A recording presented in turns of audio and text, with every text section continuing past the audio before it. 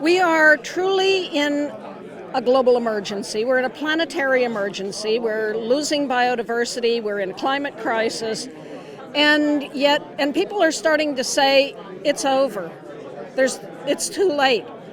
No, it's not game over. It's game on. We have the technologies that we need on energy. If we simply implement what we know how to do in renewable energy, we can cut roughly half of the carbon emissions. If we then implement regenerative agriculture that starts with the health of the soil and sequesters carbon in the soil because you have a living soil as opposed to industrial commodity agriculture, we can solve the other half of it. Markets are incredibly powerful mechanisms. And yet right now we are subsidizing fossil energy globally to the tune of $5.2 trillion every year of your and my tax dollars. This is $10 million a minute. We're swimming upstream against these subsidies. So clearing away the barriers to letting the market work, letting the renewable energy that is now everywhere on the planet cheaper than fossil energy become the dominant energy source, and enabling everyone to get access to this cheaper energy. So 2 weeks ago, China said it is cheaper to do distributed solar than to hook to the Chinese coal-fired grid.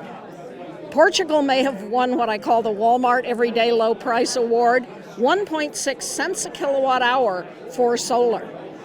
General Electric in California walked away from a perfectly functioning natural gas plant because they said we can't compete with solar. It's happening. And so what we need are the policy measures that will enable the money to flow to the renewable energy sector, clearing the market imperfections, the barriers, the perverse subsidies. And let's let this solution rock.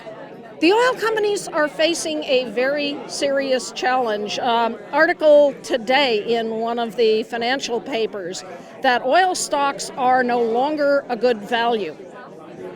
In the last year, the pledges to divest from ownership of fossil stocks has gone from $6 trillion to now $11 trillion in 1 year's time. It's essentially doubled. I created a little company, Change Finance.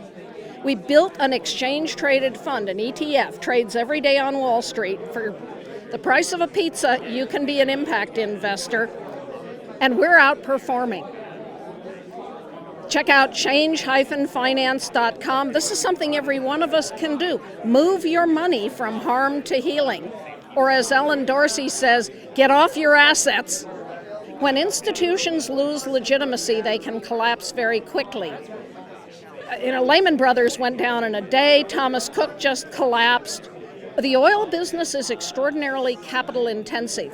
Fracking, for example, IEFA has shown the frackers have never had a profitable quarter. It's a Ponzi scheme. Now, the oil field service companies are making money, but the frackers themselves are not. But they have to keep punching holes, or the investors will say, oh, the game is up. Check out IEFA, IEEFA.org for this documentation, and begin to think about, is this really where you want your money? Now, the smart oil companies, Total in France, are already starting to shift and making real commitments into renewables. The smart companies will make this transition, and good on them, and I'll buy from them. The dumb ones? They won't be a problem because they won't be around.